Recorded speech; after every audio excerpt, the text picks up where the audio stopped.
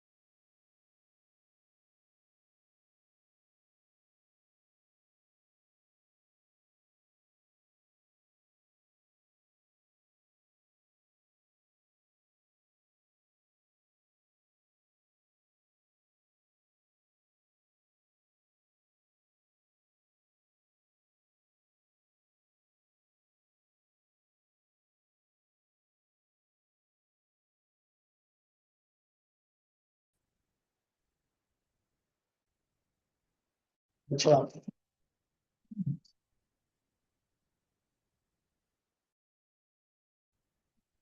अच्छा बेटा, यहाँ देखो। अच्छा, मैं बात कर रहा बेटा कि सर, अब जिसकी जितनी एबिलिटी है ना, अब एबिलिटी के हिसाब से बेटा आप उनको बर्डन तो डाल रहे हो, लेकिन बैक एंड के ऊपर बेटा आप जस्टिस नहीं कर रहे, आप उनके ऊपर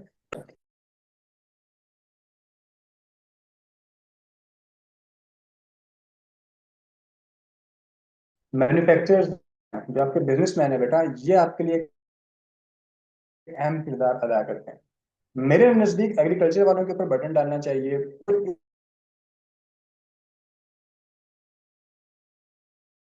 इनको रिलीफ देना चाहिए इनको। ठीक है, अगर कोई एग्रीकल्चर मतलब जो बैंकिंग सेक्टर है सर, वो 40 to 50% के दरम्यान बेटा वो लोग अपनी इनकम का आप लोगों को टैक्स दे देते हैं। ठीक है, अगर मैं 100 रुपये कमाऊं तो सामने वाला बोलेगा भाई 40 से 50 रुपये आप मुझे वापस कर दो, या मुझे आप लोग दे दो बेटा, मेरे पास स्पेंड करने को सिर्फ 50 रुपये रह जाएंगे। तो कभी भी मुझे इंकरेजमेंट नहीं मिलेगी कि मैं इस बिजनेस को ग्रो करूं इस इकोनॉमी के अंदर। ठीक है, same goes for example companies companies के अंदर बेटा ये है कि आप स्मॉल स्केल के ऊपर हैं या larger scale के ऊपर, आपको 29% बेटा टैक्स देना पड़ता है। 100 रुपए में से 29 रुपए आप अपनी इकोनॉमी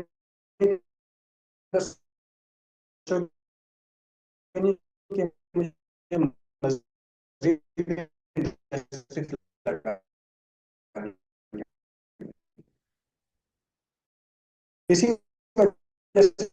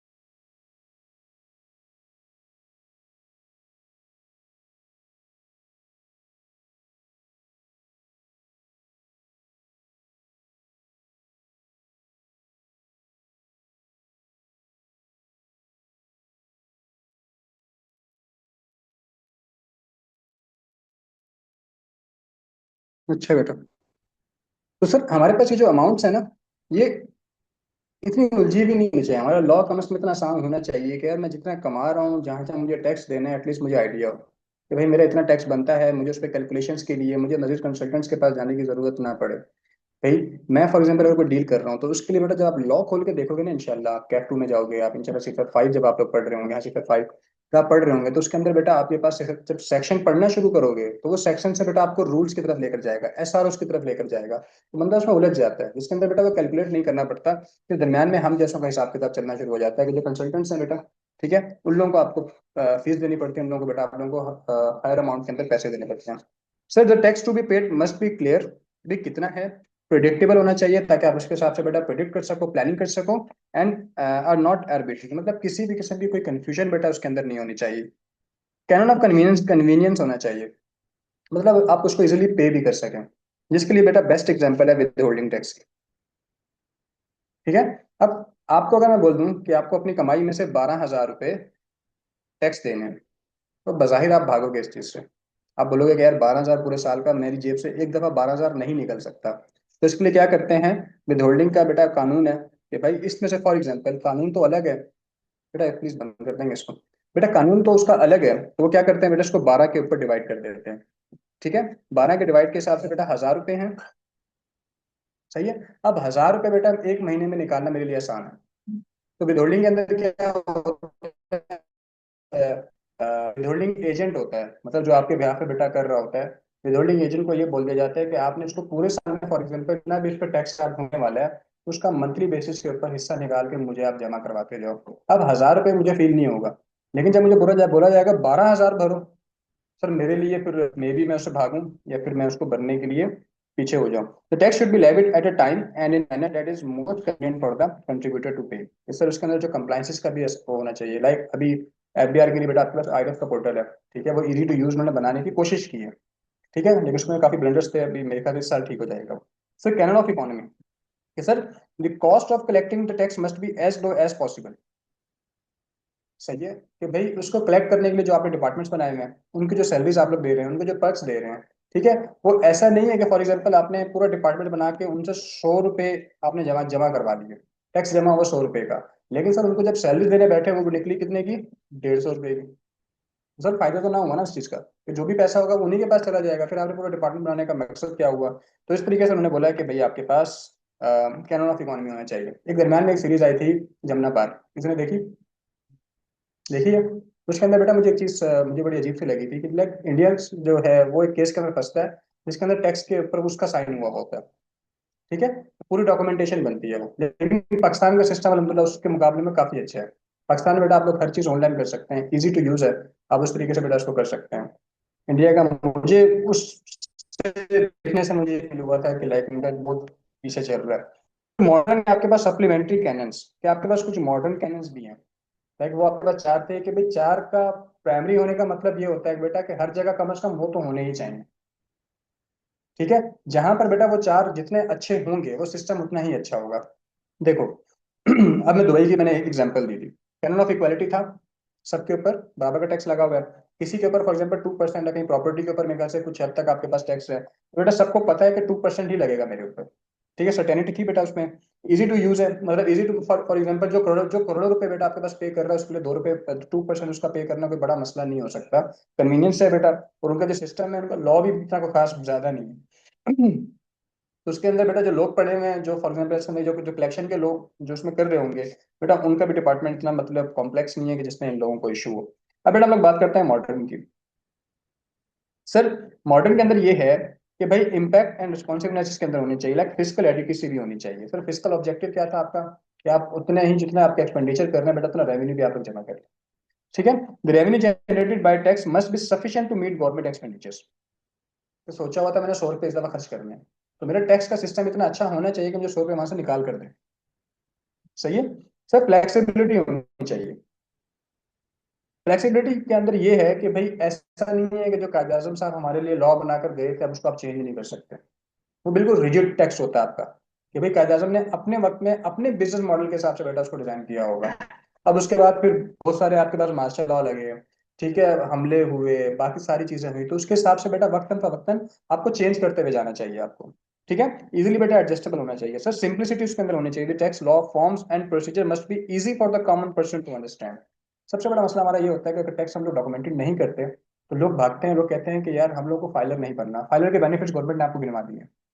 ठीक है, लोग उसको समझते नहीं है। अब देखो मेरा बिजनेस है, मैं ये नहीं कह रहा कि मैं उसको प्रमोट कर रहा हूँ, लेकिन डॉक्यूमेंटेड अगर करवा देते तो काफी बेनिफिट्स आपको मिलते हैं।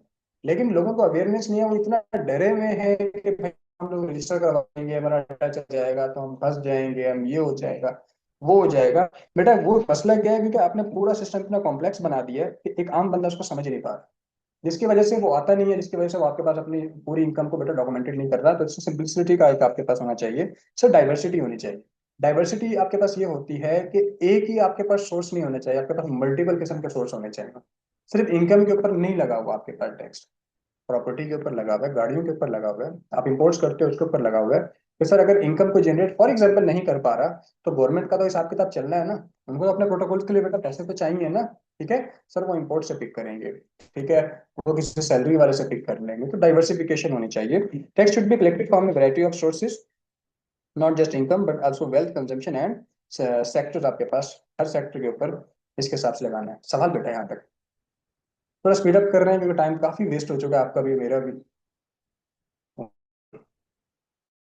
कितना बेटा हो सकता है बेटा किसी का, कैनेंस के ऊपर बेटा कोई सवाल कुछ डिस्कस करना चाहते हो पाकिस्तानी सिस्टम के हवाले से? कुछ भी नहीं है बेटा।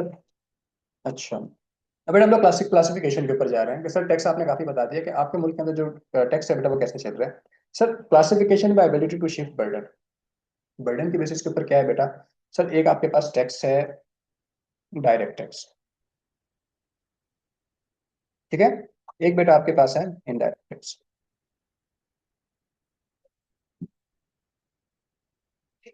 सर डायरेक्ट टैक्स के अंदर ये होता है कि जो पेई होता है एंड जो बर्डन होता है आर ऑन सेम पर्सन। ठीक है, फॉर एग्जाम्पल मैं अगर इनकम जनरेट कर रहा हूँ 6 लाख रुपए से ऊपर, तो सर पे भी मैं कर रहा हूँ और मेरी सैलरी में से कटेगा। सर अगर मैं प्रॉपर्टी के ऊपर डील कर रहा हूँ बेटा, प्रॉपर्टी अगर टैक्स है तो सर मैं ही पे कर रहा हूँ, बर्डन भी बेटा मेरे ऊपर ही आएगा। सर मोटर व्हीकल्स का बेटा वही हिसाब किताब है। मेरी बात समझ गए? सर इस तरह का जो टैक्स होगा, जो कि आपके पास डायरेक्टली पे भी आप कर रहे हो, बर्डन भी अगर आप बेयर कर रहे हो बेटा, वो आपके पास क्या है, डायरेक्ट टैक्स। सर अगर आपके पास पेई एंड जो है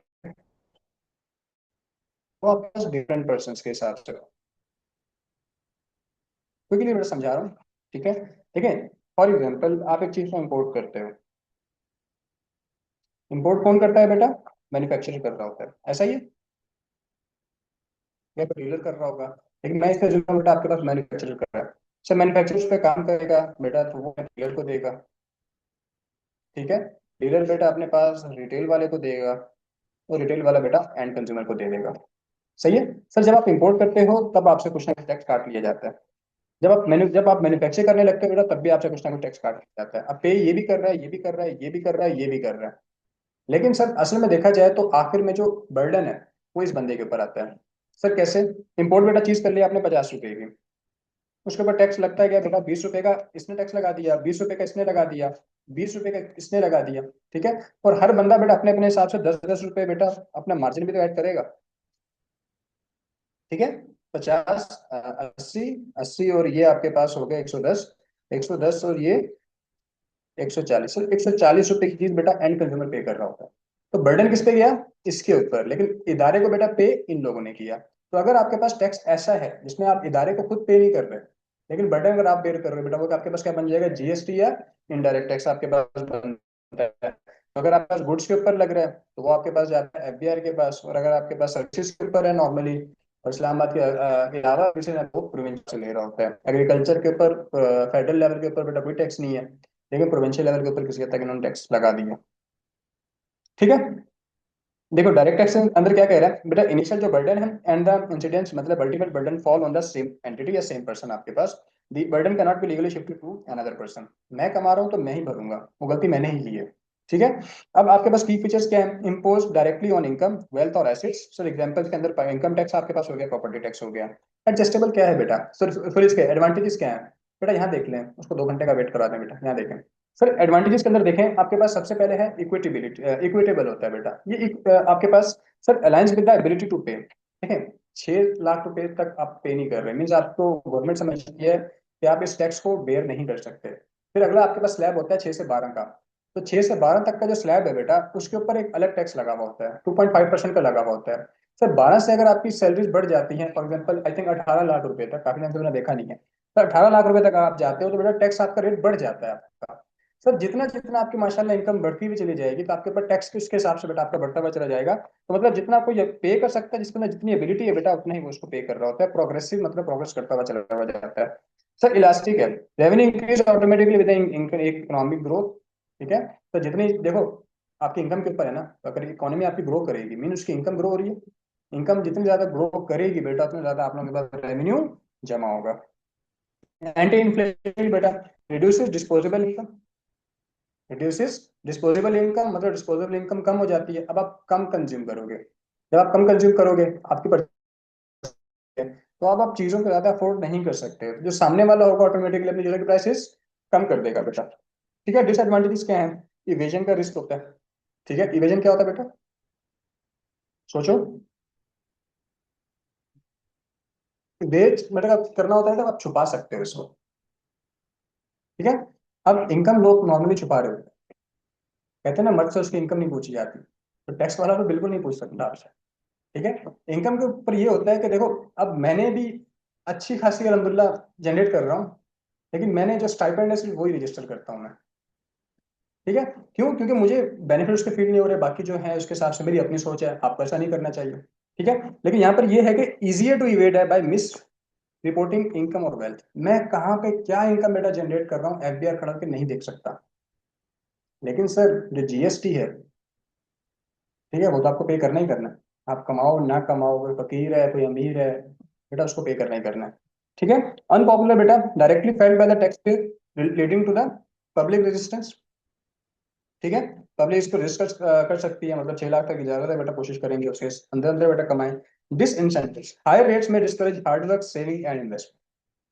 ठीक है। सर जितने ज्यादा आपके पास इसके रेट ज्यादा होंगे, जैसे मैंने एग्जांपल दिया बेटा, इंडस्ट्रीज यहाँ से उठकर चली गई, पर क्यों गई? कि भाई उनके पास, अब देखो उन लोगों ने पता दरमियान में क्या किया, कि अगर आप 1 करोड़ से ज्यादा कोई बंदा अर्न कर रहा है, तो 1 करोड़ तक अच्छा खासा बेटा स्लैब रेट है उसका, अच्छा खासा उसके ऊपर टैक्स लगता है। और उसके ऊपर अब उन्होंने सरचार्ज भी लगा दिया। 1 करोड़ से ऊपर लगाते हो, उसकी लाइबिलिटी के हिसाब से बेटा मेरे ख्याल से कुछ परसेंटेज है बेटा, वो भी आपको पे करनी पड़ेगी। ठीक है। तो उसको मुझे बताएं, कोई कोशिश करेगा कि भाई मैं इतनी बड़ी एक तो अमाउंट वो करूं, और उसके अलावा मैं इन लोगों को बेटा दिखाऊं से। अच्छा। सर अब बात करते हैं इनडायरेक्ट टैक्स। बेटा इनडायरेक्ट टैक्स के अंदर ये होता है, जो इम्पैक्ट या जो बर्डन होता है बेटा, वो आपके पास फाइनल कंज्यूमर के पास के ऊपर गिरता है बेटा। एंड जो इंसिडेंस है मतलब अल्टीमेट, अच्छा fall on the different entities, मतलब जो आपके पास जो पे कर रहा होता है वो आपके पास डिफरेंट पर्सन होता है, usually included in the price of goods और सर्विसेज। ठीक है। आप लोग आजकल रेस्टोरेंट जाते होंगे, वहां पे आपको 15% लगता है, आप उसको 8% पे ला सकते हो, पता है आपको कैसे? जबरदस्त, नहीं सिंपल कार्ड से पेमेंट करो। ऐसा क्यों? डिजिटल हो जाती है तो फिर मोनेटाइज फिर वो उसको इवेड नहीं कर सकता, फिर वो उसको छुपा नहीं सकता वो। ठीक है। अगर आप कैश पेमेंट करोगे बेटा, आपको 15% चार्ज किया जाएगा, और अगर आप कार्ड से पेमेंट करोगे तो 8% चार्ज किया जाएगा। लेकिन कुछ लोग ऐसे हैं जो बेटा 15% ले रहे होते हैं फिर भी कार्ड से भी। एक्सपीरियंस किया कभी? कहाँ पे? तो फिर आप तो माशाल्लाह ही हो ना। बेटा कुछ जगह पे ऐसी है, जैसे फॉर एग्जांपल हम लोग KFC के दरम्यान वो मुझे जाके चार्ज कर दिया क्या मतलब ये कार्ड से लोग, उन्होंने बोला कि सर हमारे पास प्रॉपर अथराइजेशन है। तो कुछ बिजनेस से हैं जिसको पीछे से एफआईआर नहीं आप अलाउ कर 15%। ठीक है। सर ये आपके पास क्या होता है कि जब भी आप सर्विसेज ले रहे हो, जब भी बेटा आप लोग गुड्स ले रहे हो, ठीक है, उसकी कॉस्ट पार्ट बना के, उसके प्राइस का ही पार्ट बना के बेटा आप लोगों को चार्ज किया जाता है। अब क्या आप वहां से आप भाग सकते हो? खा चुके हो, नहीं पे करोगे करोगे तो बेटा बर्तन धोने में। ठीक है। तो उसमें बेटा आप उसको वेट नहीं कर सकते। आपके पास 2 तरीके होते हैं बेटा, एक आपके पास जीएसटी है, एक आपके पास फेडरल एक्साइज ड्यूटी है। सर एडवांटेजेस क्या है? डिफिकल्ट टू, सबसे पहली चीज यही है बेटा, भाग नहीं सकते यहाँ से। और दूसरा बड़ा इसका एडवांटेज ये होता है कि ये फ्री चार्ज हो रहा होता है, डेली चार्ज हो रहा होता है। While broad this ensures protection for all citizens including those समझ रहे हो? So, जो बंदा वहां बच चुका है उसको कर दिया कि आप कम जाते हैं परचेज करने जाओगे उसको करोगे, परचेज करने जाओगे तो मुझे लेके जाओगे आपको high taxes on demerit goods. जिन जिन गुड्स ऐसा है कि उनकी डिमांड है बेटा इलास्टिक नेचर की है, क्रिएट करना बेटा। डिमांड इन इलास्टिक नेचर की, अगर उनके प्राइसेस बढ़ जाएं तो उनकी डिमांड के ऊपर फर्क पड़ता भी है, तो लेकिन इस लेवल के हिसाब से फर्क नहीं पड़ता। फॉर एग्जाम्पल स्मोकर्स हो गए, आपके पास ड्रिंक करने वाले लोग हो गए बेटा, उनको फर्क नहीं पड़ता कि कितने की है, वो नशा उनका अंदर से उनको क्रेविंग्स होती है बेटा, चाह भी आप उसको फॉर एग्जाम्पल मना नहीं कर सकते, ठीक है।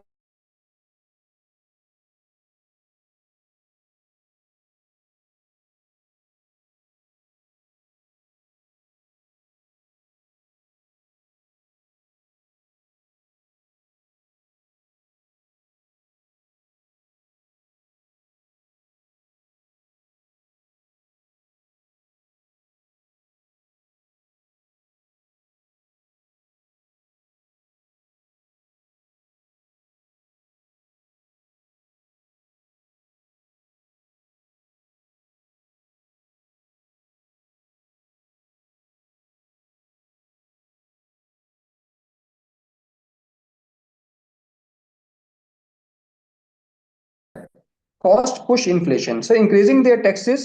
जब टैक्सेस बेटा इनके ऊपर ये वाला हिस्सा लगाते हो तो उससे बेटा प्रोडक्शन आपकी बढ़ जाती है, सॉरी प्रोडक्शन कॉस्ट बेटा आपकी बढ़ जाती है, जिससे ऑटोमेटिकली बेटा आप मार्केट के अंदर प्राइसेस मैंने अपने कॉस्ट को बेटा रिकवर नहीं कर लेते अपनी प्राइस में से, तो आप एक अच्छे बिजनेसमैन नहीं हो, ठीक है। तो लाजमी सी बात है, गवर्नमेंट जितना प्रेशर डालेगी तो आप इस प्रेशर को आगे कैरी फॉरवर्ड कर दोगे, सामने वाले के ऊपर डालोगे, क्योंकि जो एंड कंज्यूमर है बेटा वो इस बर्डन को झेल रहा होता है। तो दरम्यान वाले जितने भी आपके पास लोग हैं बेटा वो इसमें इसको नहीं देख रहे होते। सर अनसर्टन रेवेन्यू में collection fall sharply during recession and consumption आपके पास ड्रॉप हो जाती है। लाजमी सी बात है, जब लोग खरीदना बंद कर देंगे तो इसका जो आपके पास रेवेन्यू ऑटोमेटिकली आपके पास कम हो जाएगा।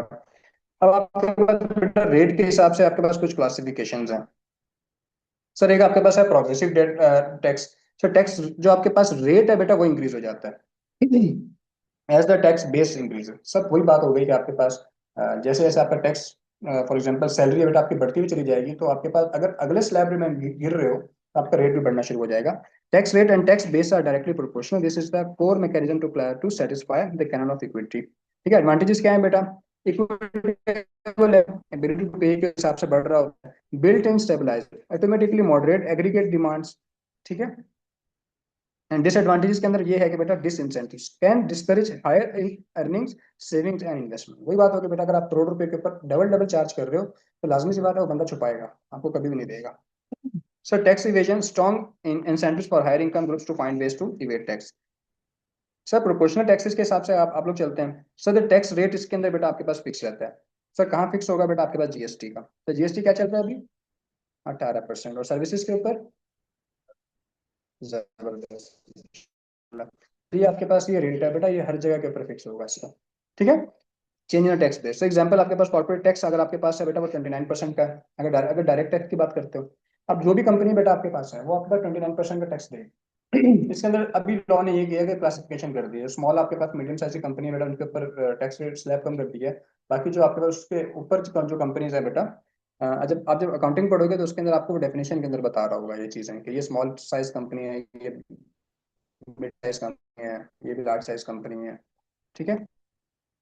अच्छा एडवांटेज क्या है बेटा? सिंपल एंड अनएम्बिगियस बेटा, कि आपको पता है कि जितना भी कमा रहा हूँ उसका 29% मुझे देना ही देना है, मुझे 18% देना ही देना है, मुझे फॉर एग्जाम्पल 15% देना ही देना है, तो उसके अंदर मुझे पता है कि सर्टेनिटी मुझे मिल जाती है। Does not impede work incentives, maintains a constant marginal cost of the earning. So simple सी बात है, जितना यहाँ से कॉस्ट बढ़ती है बेटा वो जो आपका अर्निंग का जो गैप होता है उसको आप कभी भी कम नहीं करते, उसको ये चीज हिट नहीं करती, ठीक है। डिसएडवांटेजेस बेटा avoid, करता है ऑफ इक्वालिटी अगेन, क्योंकि रिग्रेसिव काइंड ऑफ है आपके पास, ठीक है। तो उसमें सिचुएशन ये है कि आपके पास सबको बराबर तरीके से ट्रीट किया जा रहा होता है, उसके अंदर जो नहीं भी पे कर सकता वो भी बेचारा अपनी जेब से पे कर रहा है, तो इक्वालिटी वाला जो है वो कंप्रोमाइज हो रहा है, वाइडनिंग इन इक्वालिटी। सर रिग्रेसिव जो है उसमें ये होता है कि जो टैक्स जो है ना वहाँ पर tax rate effectively decrease as a tax base. Sir अगर देखा जाए एक जगह आपके पास टैक्स रेट फिक्स हो जाए ना, तो उसमें जैसे जैसे बेटा आपकी बेस बढ़ती हुई चली जाती है तो बर्डन एक किस्म का आपका कम होता है। ठीक है, लेकिन अगर आपके पास टैक्स फॉर एग्जांपल जो बेस है जो अमाउंट है बेटा वही अगर आपके पास कम है, तो वो आपको रिग्रेसिव या टाइप का आपको मतलब फील होगा। मेरी बात समझें। अगर मैं 29% की ही बात करता हूँ या फिर मैं फॉर एग्जांपल 18% की ही बात करता हूँ, बेटा अगर जो लो सैलरी वाले लोग हैं या फिर जो लो फॉर एग्जांपल आपके पास इनकम वाले लोग हैं, बेटा इनके लिए तो ये एक बहुत बड़ा मसला है कि बर्डन इन पे हाई होगा। लेकिन जो सैलरीज बढ़ा लेते हैं अगर देखा जाए बेटा वो अपना वॉल्यूम बढ़ा रहे हैं ना, तो वॉल्यूम बेटा जैसे जैसे बढ़ता हुआ चला जाता है ये बटन उनके ऊपर कम हो जाता है। ठीक है, तो सर ये आपके पास ये है कि टैक्स रेट जो है effectively decrease as a tax base आपके पास जैसे जैसे इंक्रीज होती है burden of the tax is tax paid ability to pay. Note क्या है बेटा आपके पास जीएसटी आपके पास हो गया। सर ये आपके पास टाइप्स थी, सवाल करेंगे बेटा।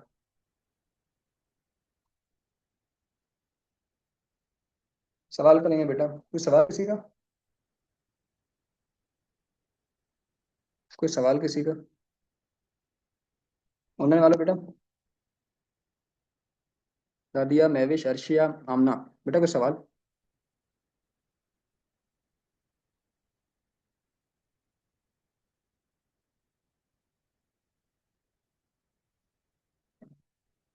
बेटा आप लोगों के लिए रुका हुआ ऑनलाइन वालों।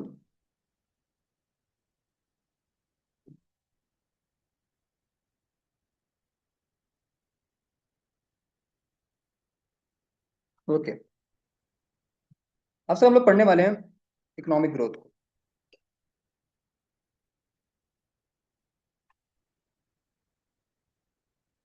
सर इकोनॉमिक ग्रोथ क्या चीज़ है? हम्म, हाँ बेटा। जबरदस्त, और बेटा? और बाकी देखें, इकोनॉमिक बेटा आपके पास ग्रोथ जो कर रही होती है ना, सर अगर आपके रिसोर्सेज में इजाफा हो रहा है, आपकी इनकम बढ़ेगी ना तो आप मजीद रिसोर्सेज बेटा परचेज करोगे। मैं आपको देख नहीं पा रहा बेटा। आप लोग रिसोर्सेज बेटा आप लोगों के बढ़ेंगे। सर रिसोर्सेज से आपके क्या होगा बेटा, प्रोडक्शन जो कैपेसिटी होगी बेटा वो आपके पास बढ़ेगी। सर जैसे जैसे आपके रिसोर्सेज जैसे जैसे बेटा आपके पास प्रोडक्शन कैपेसिटी बेटा बढ़ती हुई चली जाएगी, जिसको आप लोग क्या बोलते हो कि सर हमारे पास असल में जीडीपी बढ़ रही थी जिसकी वजह से इकोनॉमी बेटा आपके पास ग्रो कर रही है। एक टॉपिक भी था इससे रिलेटेड पिछला मैंने पढ़ाया था वो, बूम वाला और रिसेशन वाला आप लोगों ने पढ़ा था। हम लोगों ने क्लास पहली दफा ली है तो सर हिला रहा है। आप लोगों ने बेटा पढ़ा था? मैंने कहा था घर से पढ़ना, मुझे मिस हो गया। अच्छा बेटा, तो सर इसमें ये होता है कि अगर लॉन्ग टर्म के ऊपर, यहाँ देखो यहाँ देखो यहाँ देखो बेटा, लॉन्ग टर्म के ऊपर बेटा अगर आपकी ये चीजें बढ़ती हुई चली जा रही हैं, देखो आपके पास आप लोगों ने कोई इन्वेस्टमेंट करता है? फिर सर ला रहा है इन्वेस्टमेंट करता है बेटा। देखो इन्वेस्टमेंट के अंदर बेटा आप लोगों को ना जब ग्राफ बढ़ रहा होता है बेटा तो वो ग्राफ आपके पास ऐसे यूं करके बढ़ रहा होता है। कभी आप लोगों ने यूं फील नहीं किया होगा इसको। इकोनॉमी बेटा कभी भी ऐसा नहीं होता कि जंप करती हुई चली जाती है। इकोनॉमी बेटा अगर मैक्रो लेवल के ऊपर देखते हो तो लेयर्स की सूरत के अंदर सबको साथ लेकर चल रही होती है। समझ रहे हो बेटा? तो सर आपके पास वक्त के साथ साथ बेटा इकोनॉमी आपकी ग्रो करती है। Is a long term increase in the company countries product capacity outward shift of PPC. PPC भूल तो नहीं गए? आउटवर्ड जो आपके पास शिफ्ट हो रहा है पीपीसी का वो किस वजह से होता है? प्रोडक्शन बढ़ जाती है बेटा, अपॉर्चुनिटी कॉस्ट बढ़ जाती है इसलिए। और कैसे अचीव कर लेते हैं बेटा? रिसोर्सेज बढ़ने की वजह से। ठीक है, and details the stage economic undergo its, to achieve this along with the indicators used to track it. This is the associated trade-offs. Sir आपके पास roster stage of economic growth बेटा आपके पास थी। देखो एक आपका जो अभी तक वक्त गुजर चुका है ना, तो उसकी बेसिस के ऊपर आपकी इकोनॉमी ने बेटा ग्रो किया है। कुछ स्टेजेस बेटा उसने कवर किए हैं। सबसे पहले बेटा आपके पास ट्रेडिशनल काइंड ऑफ सोसाइटीज हुआ करती थी। ट्रेडिशनल काइंड ऑफ सोसाइटीज के अंदर क्या हुआ बेटा, ट्रेडिशनल काइंड ऑफ सोसाइटीज के अंदर बेटा आपके पास ये होता था कि पुराने जमाने में ऑलमोस्ट डायरेक्टली और इनडायरेक्टली बेटा सारे लोग एसोसिएटेड होते थे एग्रीकल्चर से। ठीक है। एग्रीकल्चर के अंदर बेटा उन्होंने अपने पास फॉर एग्जांपल फसलें बढ़ाते चले जा रहे थे बेटा, वो उनकी ग्रोथ की स्टेज थी। ठीक है। एक वक्त ऐसा आया जब आपके पास इंडस्ट्रियलाइजेशन शुरू हुई, तो उससे पहले बेटा एग्रीकल्चर वाला जो बिजनेस था ना बेटा, वो आपके पास उसमें ग्रोथ कम हो गई, लोगों ने पैसा वहां से निकाल के कहीं और शिफ्ट करना शुरू कर दिया था। देखो, प्रिमिटिव आपके पास होता है ये वाला area, agriculture based economy with limited technology, low capital and the substance farming आपके पास। ठीक है, पुराने जमाने के आप तरीकों के साथ चल रहे हो। और आपके पास लो कैपिटल होता है। ठीक है। एक दफा आपने जो हार्वेस्टर लेकर खड़ा कर दिया बेटा, अगले 50 साल तक वही चल रहा होता है। ठीक है, मजीद आपको बार बार इन्वेस्ट इन्वेस्ट करने की जरूरत नहीं पड़ती। और टेक्नोलॉजी बेटा लिमिटेड है इसके अंदर। हाँ ये है कि बायो टेक्नोलॉजी अब बहुत अब जाके बेटा उसके अंदर ग्रोथ देखने को मिल रही है, और काफी तरीकों से आप लोगों को आने वाले वक्त के अंदर ऐसा होगा कि जो हम लोग एक्सपेक्ट कर रहे हैं कि आपको कुछ उगाना नहीं पड़ेगा। ठीक है, हर चीज बेटा मार्केट के अंदर तैयार होना शुरू हो जाएगी। सही है। Sir pre take off stage बेटा, एक जब आपके पास एक मैक्सिमम लेवल से ऊपर फॉर एग्जांपल उसमें जो उड़ान भर रहे होते हैं बेटा, ये वो वाला आपके पास स्टेज था। द इकोनॉमी बिगेंस ट्रांजिशनिंग, मतलब एग्रीकल्चर से बेटा आप लोग शिफ्ट हो रहे थे। Limited mechanism is introduced and modern farming method slowly start replacing traditional ones. ठीक है।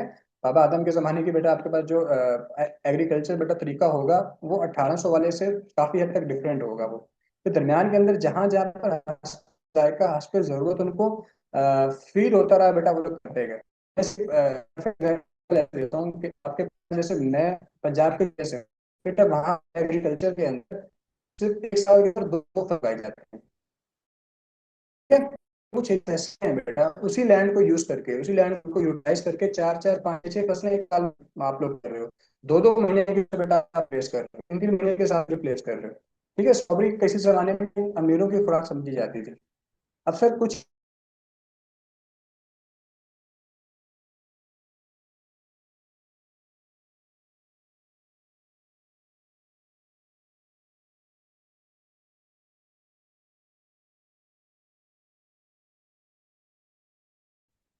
ठीक है सर, उसके बाद आपके पास आता है take off stages.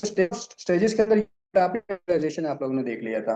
For example for example industrialisation के अंदर बेटा ये था कि लोग जो सेब की पैदावार करते थे, फिर उससे फॉर एग्जांपल उसका वो बनाया करते थे। सेब से क्या बनता है, जो वर्ड यूज होता है उसके लिए।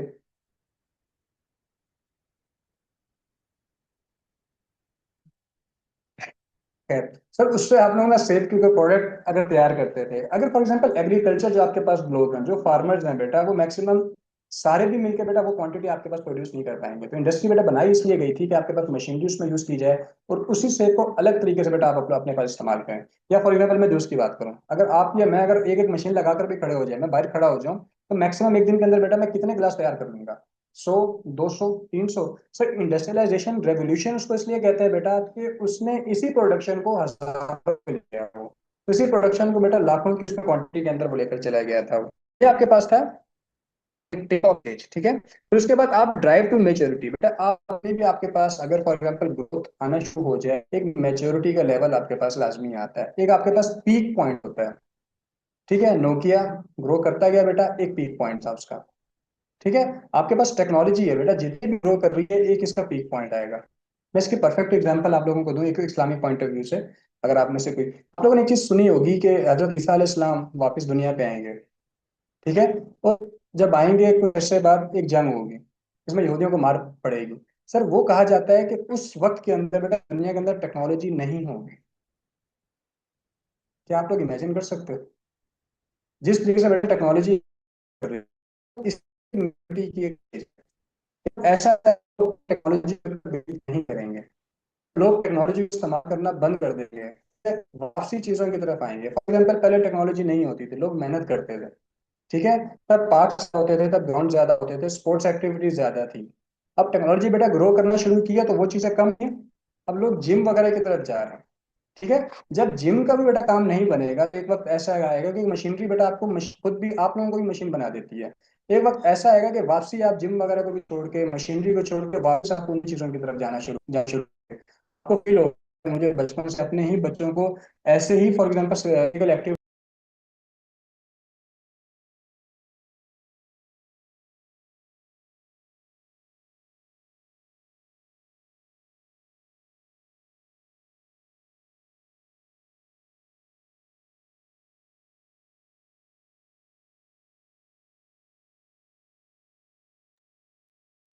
इन्होंने कहाँ से वो किया था यार।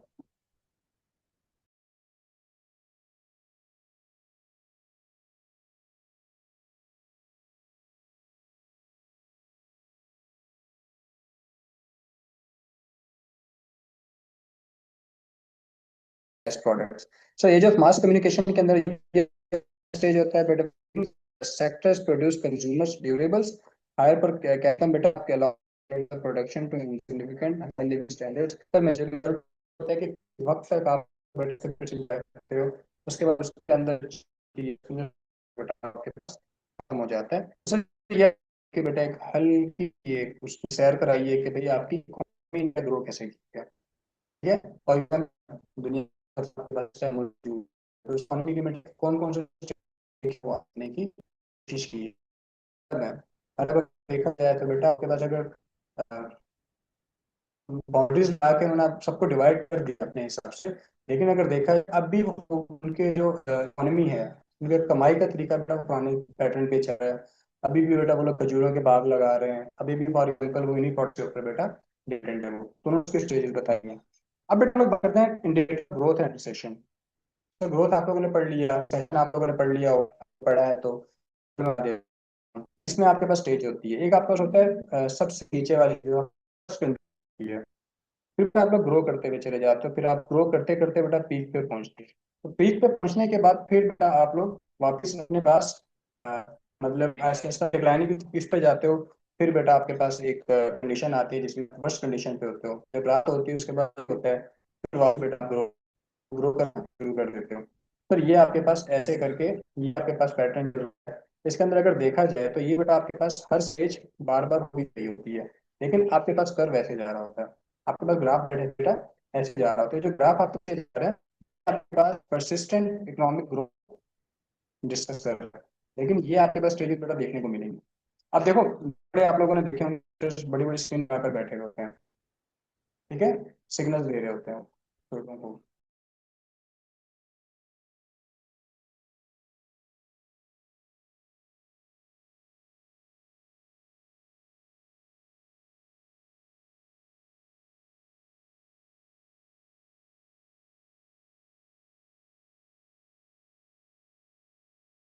और बेटा और क्या होते हैं इंडिकेटर्स।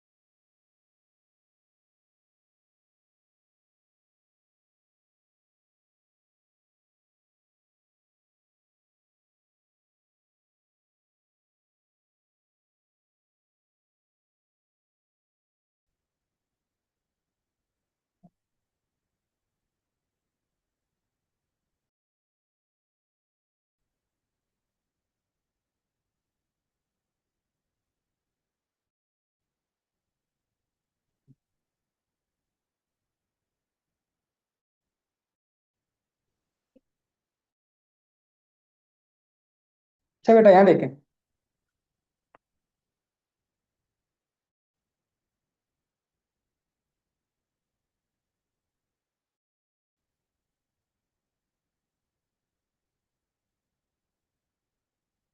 देखो सर, आपके पास ना तीन स्टेजेस होती हैं।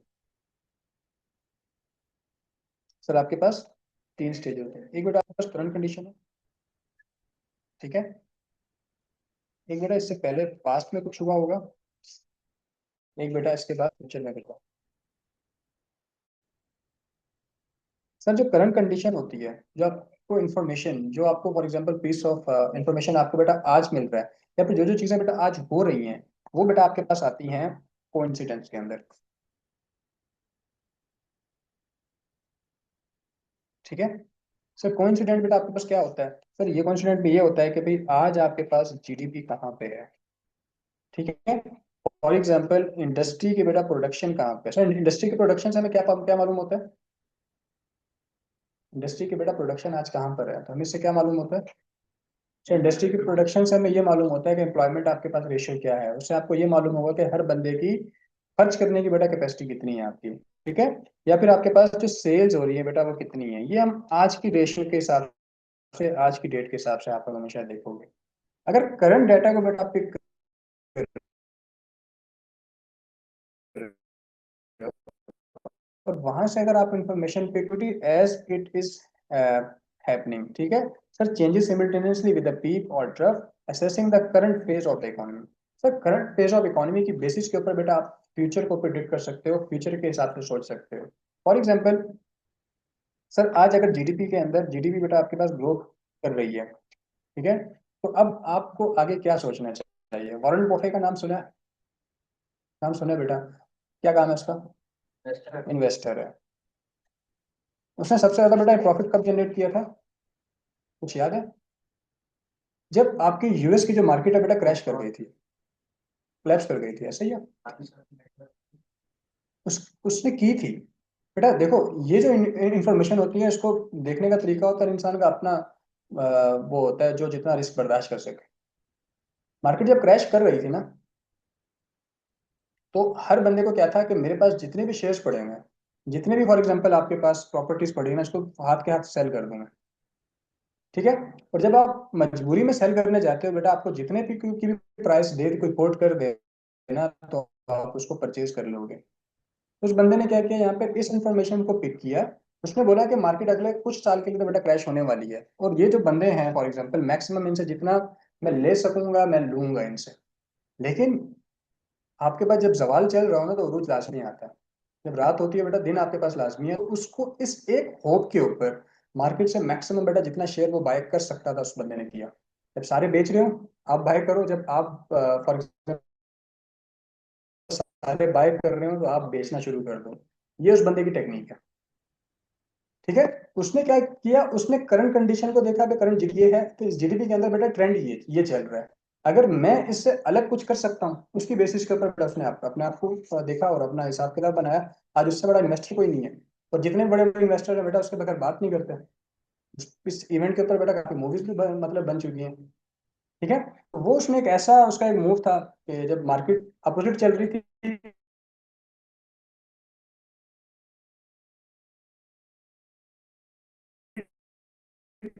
तो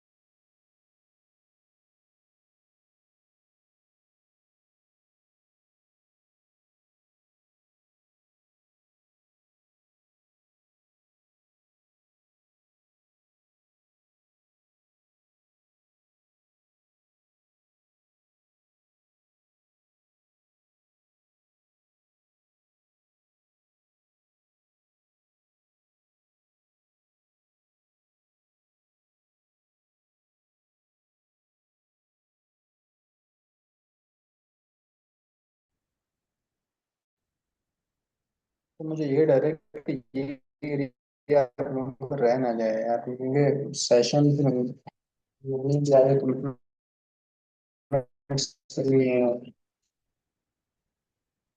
अच्छा।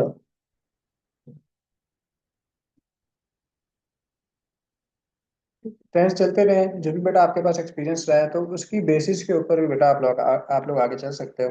कन्फर्म पास्ट इकोनॉमिक ट्रेंड आपके पास, changing after peak or trough 3 to 12 months, confirming whether or recession or financially expansion has already occurred. Unemployment आप बेटा देखते हो कि रेट कैसा रहा है, उसको इन लोगों ने ठीक कैसे किया होगा, और इंटरेस्ट रेट के हिसाब से बेटा आप लोग देखते हो चीज़ें। तो ये इसके कॉस्ट एंड बेनिफिट्स हैं बेटा, तो इसमें कोई टेक्निकलिटी नहीं है, आप इसको देखें।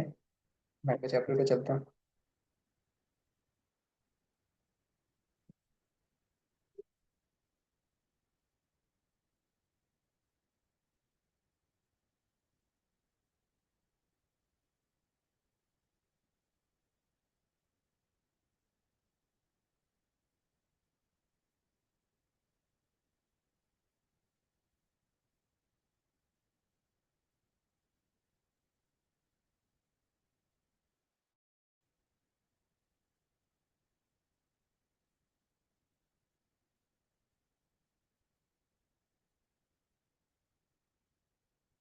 मॉनेटरी पॉलिसी है उसके बाद। चलो अच्छा हो गया।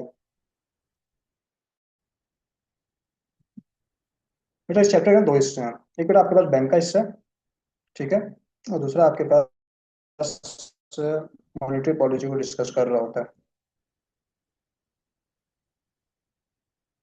मुश्किल यही यही था ना आप लोगों के लिए। देखें, गवर्नमेंट अगर खुद बैठ के चीज़ों को डील कर रही होती है ना पॉलिसी के हिसाब से बेटा, वो आपके पास फिस्कल पॉलिसी है, जिसमें एक आपके पास tool as a tax as a tool use किया जा रहा है। ये बेटा आपके पास मॉनेटरी पॉलिसी है सर, ये गवर्नमेंट के अंडर एक डिपार्टमेंट है, स्टेट बैंक ऑफ पाकिस्तान, ठीक है, ये इसको डील कर रहा होता है। ठीक है, स्टेट बैंक ऑफ पाकिस्तान बैठ के बना रहा होता है सर, ये जो बैंक है इसके अंडर आपके पास कमर्शियल बैंक्स होते हैं, और इसके पास एक और चीज होती है कि इसके पास करेंसी प्रिंटिंग मशीन है बेटा। ठीक है, तो इसमें ये दो चीजें ही देखनी होती हैं, इनको रेगुलेट करना होता है। सर करेंसी प्रिंटिंग मशीन है तो लाजमी सी बात है मनी सप्लाई को भी बेटा आपको मार्केट के अंदर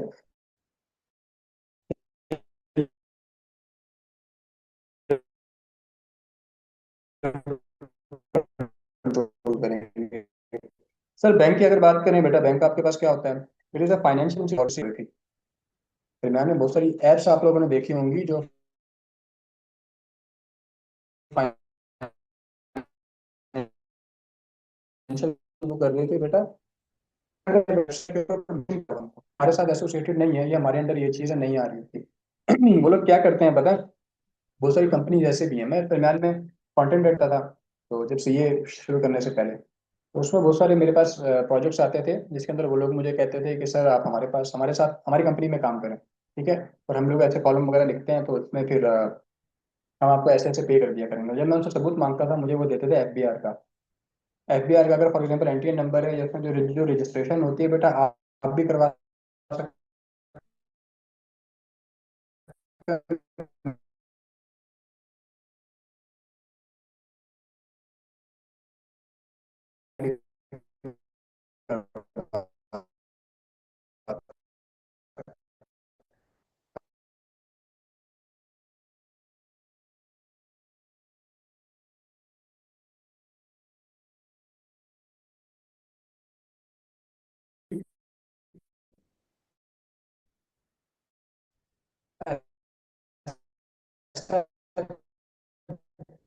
आपको जानना भी पड़ेगा।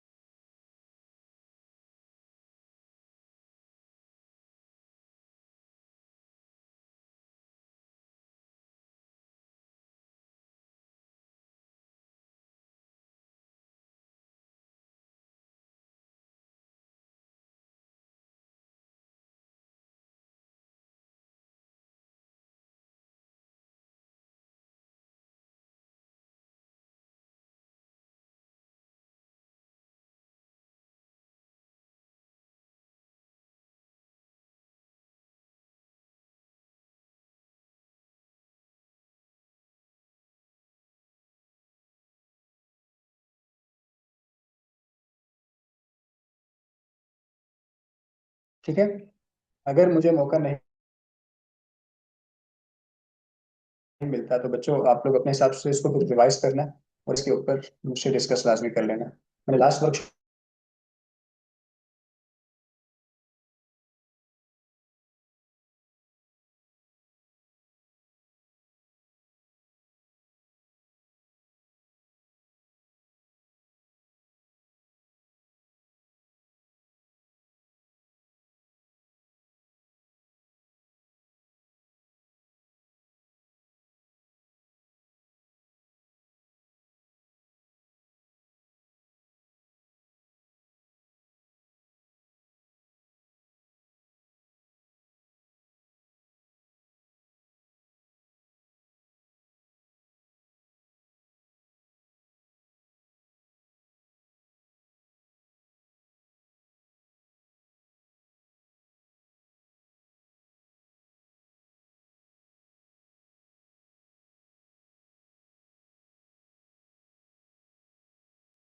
सही है, तो जो भी होगा बेटा मैं आपको कम्युनिकेट कर दूंगा। ओके बेटा, thank you so much.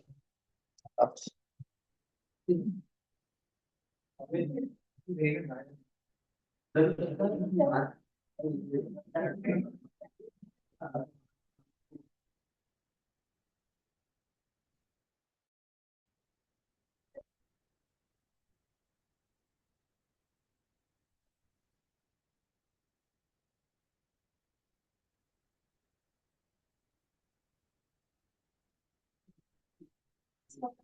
Okay बेटा।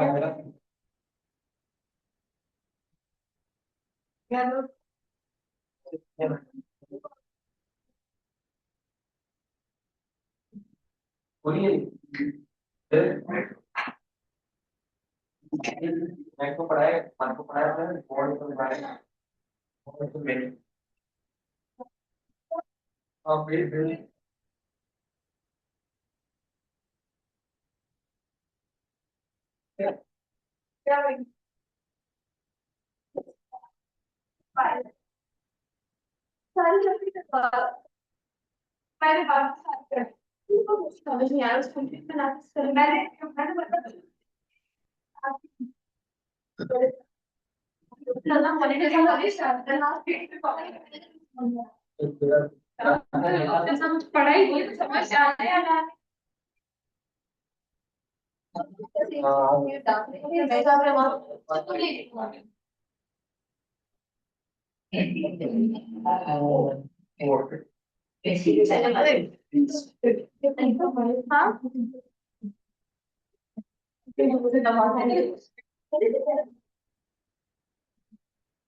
और क्लास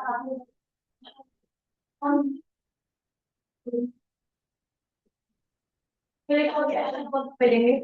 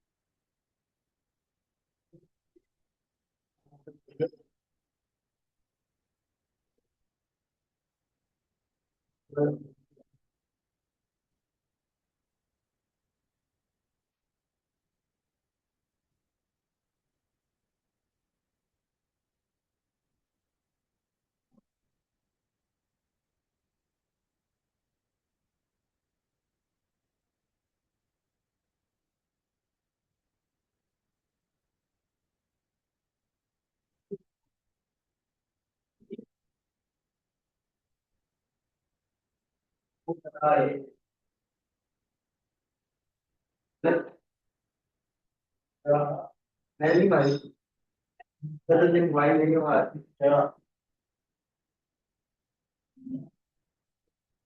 बता ना, बता पूरा है।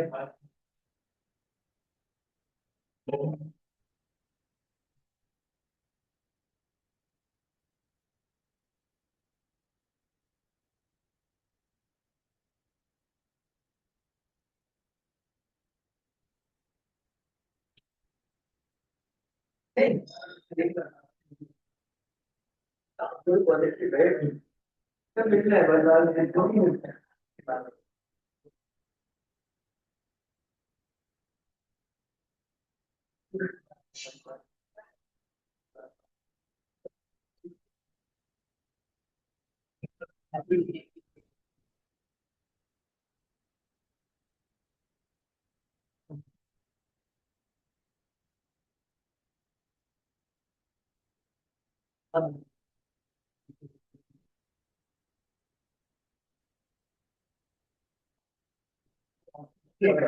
चार लीटर, चार फल लीटर का फल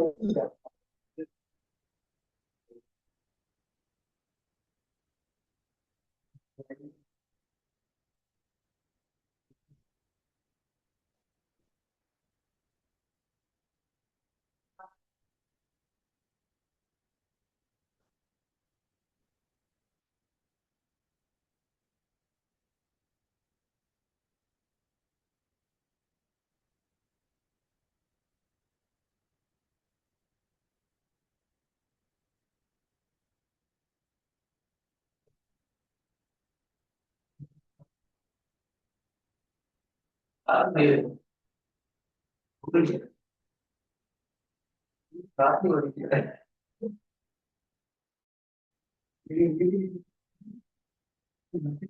ये था।